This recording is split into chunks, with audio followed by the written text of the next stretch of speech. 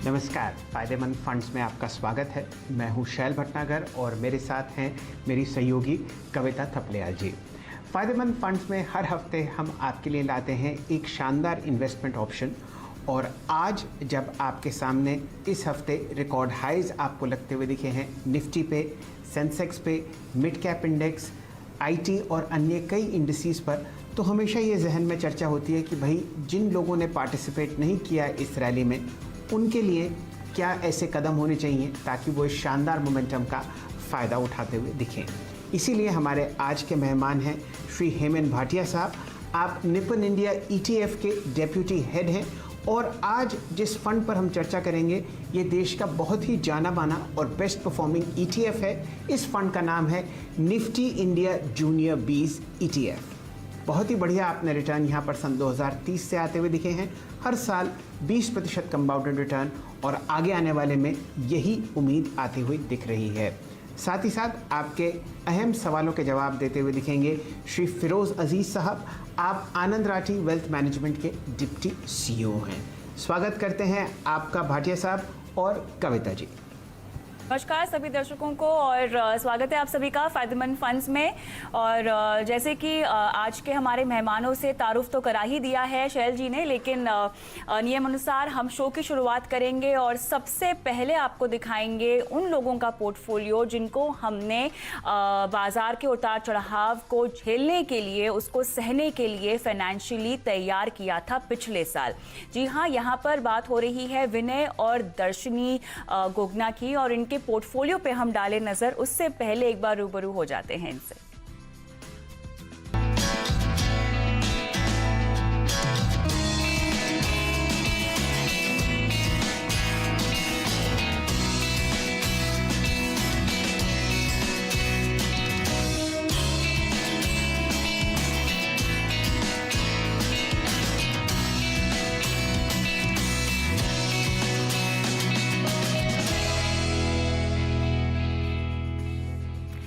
विनय और दर्शनी जैसे कि आप देख सकते हैं अपने 40s में हैं और इनके 2 बच्चे भी हैं और इन्होंने अपने बच्चों की पढ़ाई और इनकी शादी और अपने रिटायरमेंट को ध्यान में रखते हुए हमसे अपने पोर्टफोलियो पर सलाह ली और हमने इनको बिल्कुल मुस्तैदी से एक बढ़िया सा पोर्टफोलियो भी तैयार करके दिखाया। जैसा कि आप स्क्रीन पर भी देख सकते हैं 4 फंड्स जो इनको रेकमेंड किए गए, UTI equity, Parag Parikh long term equity, Axis blue chip और ICICI prudential balance advantage fund.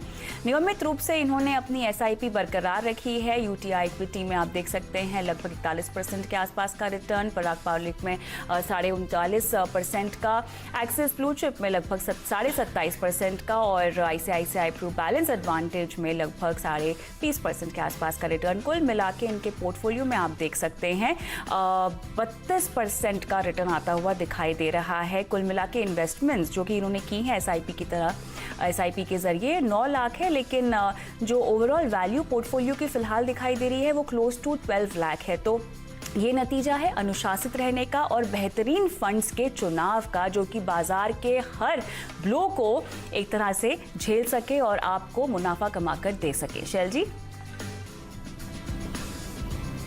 तो कविता जी, आपने देखा कि बिना मेहनत किए सिर्फ आपको हर महीने एक एसआईपी इसमें पैसे डालने हैं। ये 4 फंड्स आपके सामने हैं और अपना बैंक अकाउंट इन अकाउंट्स में जोड़िए और एक अच्छा एसआईपी शुरू कीजिए।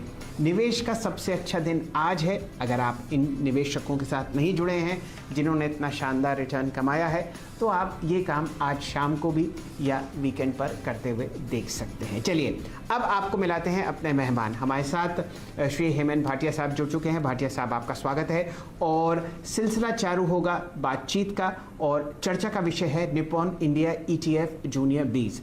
भाटिया साहब नमस्कार। बताइए 2 अहम कारण कि ईटीएफ्स में बाजार में पैसा लगाना चाहिए निवेशकों को, खासकर वो निवेशक जो बाजार में पहला कदम रख रहे हैं। जरूर।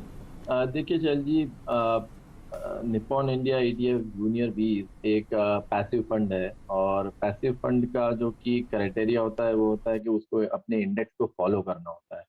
यहाँ पे कोई भी तरीके की स्टॉक पिकिंग या तो सेक्टर पिकिंग नहीं होती है। कोई फंड मैनेजर चूज नहीं करता है कौन से स्टॉक में इन्वेस्ट करना है। इसको फॉलो करना है, इस फंड को फॉलो करना होता है अपने इंडेक्स को।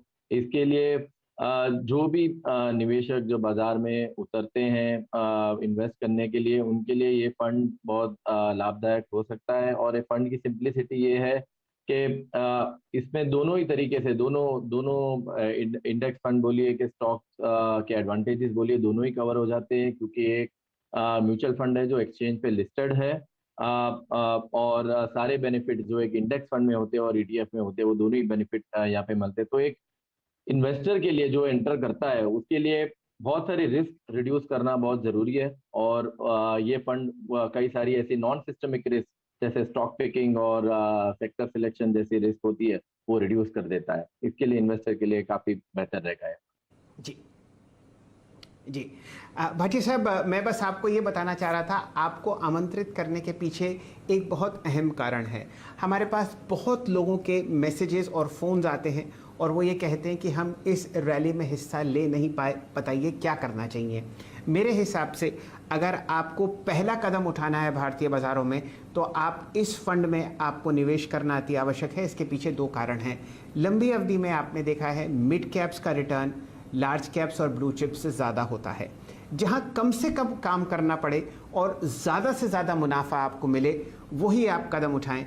और ETFs के बारे में एक ख़ास बात यह है कि यहाँ पर मैनेजमेंट फ़ी बहुत कम होती है, तो आपका जो असल लगता है हर महीने, वो ज़्यादातर स्टॉक को ख़रीदने में जाता है।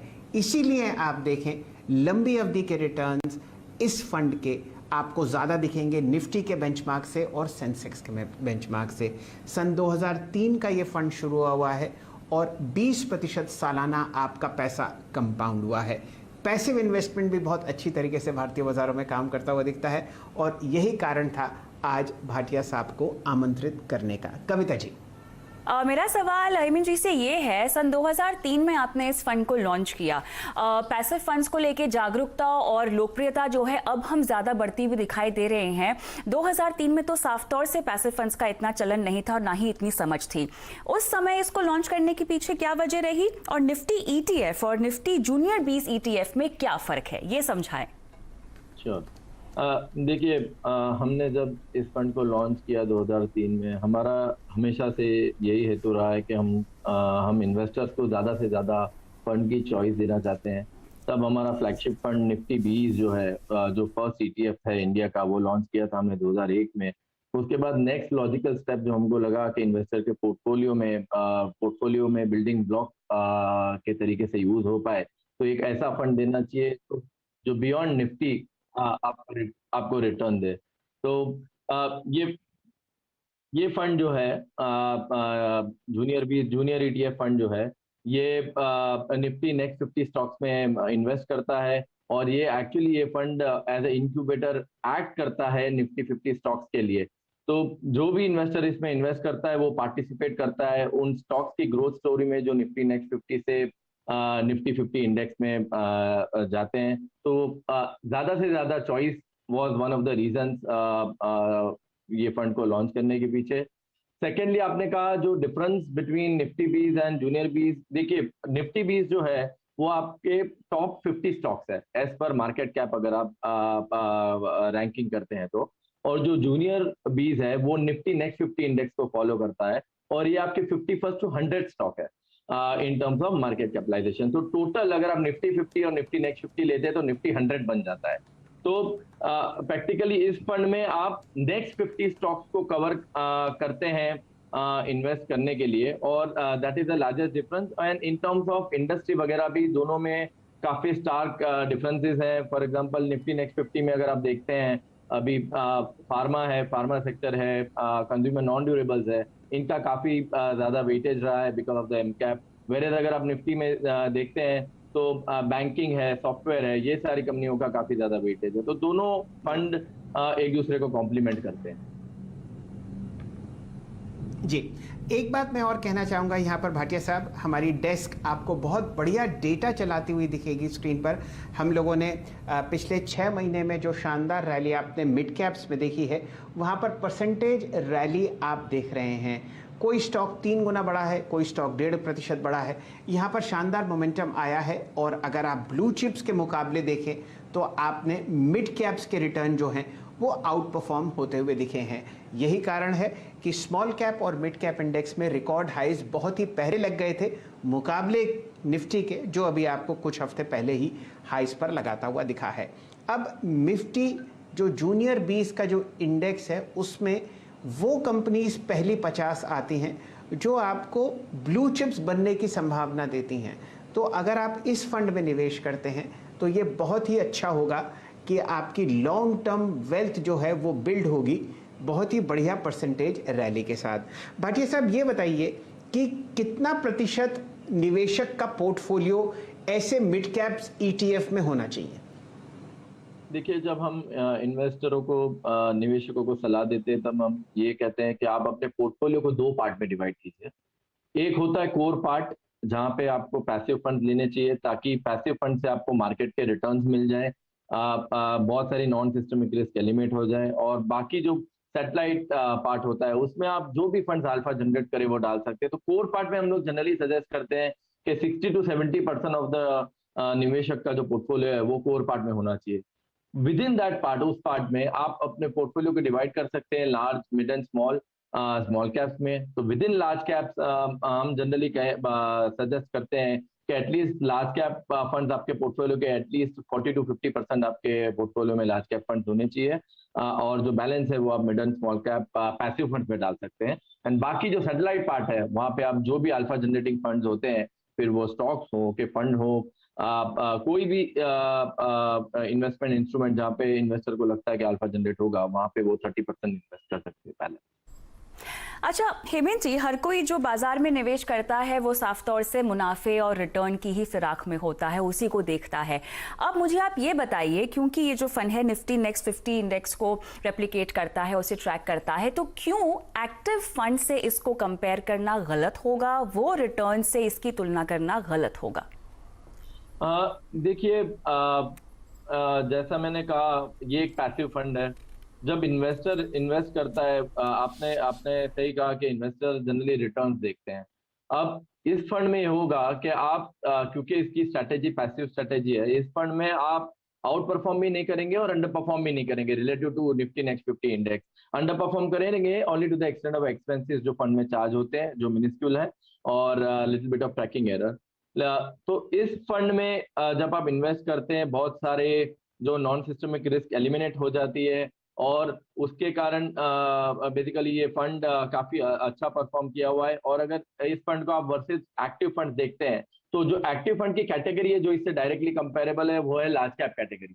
तो with in large cap funds अगर आप देखते हैं तो ये फंड ने जो कंसिस्टेंसी से रिटर्न दिए अक्रॉस टाइम फ्रेम्स, 3 साल, 5 साल, 7 साल, अक्रॉस टाइम फ्रेम, उस कंसिस्टेंसी से एक्टिव हार्डली कोई ऐसे एक्टिव फंड है जिन्होंने रिटर्न्स दिए।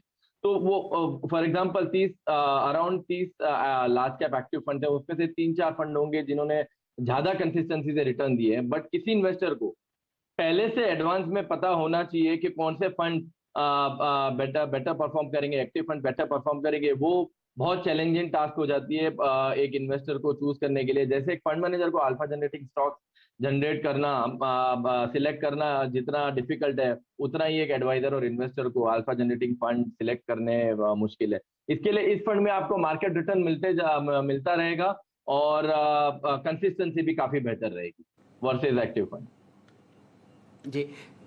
जी, तो कविता जी और भाटिया साहब, मैं आपका CAGR रिटर्न देख रहा हूं जो आपने साल दर साल सन 2003 से दिया है, और अगर आप इसको 72 से भाग करेंगे तो आपके सामने यूँ समझिए कि 3.5 साल में, यानी कि 3.5 साल में आपका पैसा डबल होता हुआ दिखता है।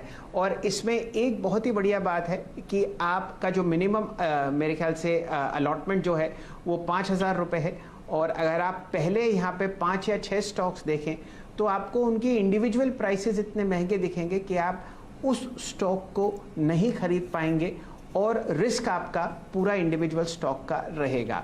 तो बहुत ही बढ़िया तरीके से अगर आपने फ़िलहाल बाज़ार में कदम नहीं रखा हुआ है और आप सोच रहे हैं कि क्या करना है, तो सबसे बढ़िया राय रहेगी कि ऐसे ETFs में आप अपना निवेश करें, महीने दर महीने, साल भर उसे देखें, और आपको ज़रूर दिखेगा कि बहुत शानदार आउट परफॉर्मेंस ETFs करके दे रहे हैं नॉर्मल फंड्स का और ब्रॉडर मार्केट्स का भी। भाटिया साहब, मैंने कुछ गलत तो नहीं कहा? आप कुछ इसमें ऐड करना चाहेंगे? हाँ, देखिए मैं सिर्फ ये करेक्ट करना चाहूंगा, जो पर यूनिट प्राइस है इस फंड की है करंटली अराउंड 405 टू 408 रुपीज चल रही है। तो आपका जो मिनिमम अमाउंट है, अगर आप एक्सचेंज से खरीदते हैं ये ETF को, तो सिर्फ 400 रुपए है। 5,000 रुपए नहीं है, सिर्फ 400 रुपये और उसके मल्टीपल्स में आप खरीद सकते हो, मतलब 1 यूनिट और उसके मल्टीपल्स में खरीद सकते हो, जैसे आप एक स्टॉक खरीदते हो। बिल्कुल, चलिए इसी के साथ एक्सपेंस रेशियो भी बहुत कम 0.15%, काफ़ी किफ़ायती निवेश है, खासतौर से अगर आप लार्ज कैप्स को लेकर अपनी रणनीति बनाना चाहते हैं पैसिव फंड्स के जरिए। बहुत बहुत शुक्रिया भाटिया जी, समय निकालकर आज हमारे साथ जुड़ने के लिए। और दर्शकों से भी यही कहना चाहेंगे कि पैसिव रणनीति खासतौर से अगर आप पहली बार निवेश कर रहे हैं तो आपके लिए अपनाना सही होगा। इसी के साथ फ़ायदेमंद फंड्स में हम रुकेंगे एक छोटे से ब्रेक के लिए। ब्रेक के उस पार हमारे साथ जुड़ेंगे आनंद राठी वेल्थ के डिप्टी CEO फिरोज अजीज, जो देंगे आपके तमाम सवालों के जवाब। बने रहें।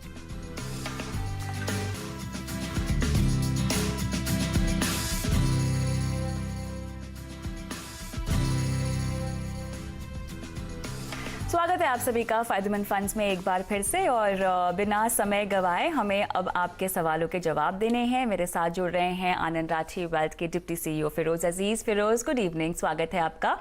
पहला सवाल नवीन कुमार का लेंगे, रोहतक से। इन्होंने अपना पोर्टफोलियो हमें रिव्यू करने के लिए भेजा है। 7 साल से वो इन तमाम फंड्स में निवेश कर रहे हैं जो फिलहाल स्क्रीन पे फ्लैश होते हुए दिखाई दे रहे हैं। HDFC top 100, ICICI blue chip है इनके पास, एक्सिस ब्लू चिप है और ICICI ब्लू चिप भी इनके पास है। लेकिन इनका जो 10 साल का टाइम होराइजन की बात करें तो 10 साल का टाइम होराइजन है इन तमाम फंड्स में ही, जिसमें से अभी तक 7 साल हो चुके हैं। फिरोज, बहुत ही लार्ज कैप ओरिएंटेड स्ट्रैटेजी है, मेरे ख्याल से डाइवर्सिफाई करें तो ये मुनाफे में रहेंगे, थोड़ा सा पोर्टफोलियो को बैलेंस करने की जरूरत है। Yes Kavita ji, I think इनका ऑलमोस्ट, अगर हम डिराइव्ड एक्सपोजर देखें चारों स्कीम के अंडरलाइंग स्टॉक्स देखें तो 85% लार्ज कैप में होगा, जो अच्छी रणनीति नहीं है। एटलीस्ट 40% मिड कैप्स में होना चाहिए, 60% लार्ज कैप में होना चाहिए। Given the fact that US में इन्फ्लेशन जो 5% पे आया है, 13 इयर्स की हाई पे आया है, बहुत बड़ी बात होती है, 13 साल में पहली बार ऐसा हुआ है। तो FII के आउटफ्लोज हो सकते हैं, तो उसमें लार्ज कैप में बीटिंग आ सकती है। सो मिड कैप में डाइवर्सिफाई करना जरूरी है, तो इसीलिए थोड़े बदलाव रेकमेंड करूंगा। एक्सिस ब्लू चिप को बरकरार रखें, ICICI ब्लू चिप को मिरा एसेट लार्ज कैप से रिप्लेस करें, कोटक इमर्जिंग एक्विटीज को अपने पोर्टफोलियो में शामिल करें, कैनरा, रेबेको, फ्लेक्सी कैप, ये 4 स्कीम्स में अगर ये निवेश करेंगे तो एक 60-40 मिक्स आएगा।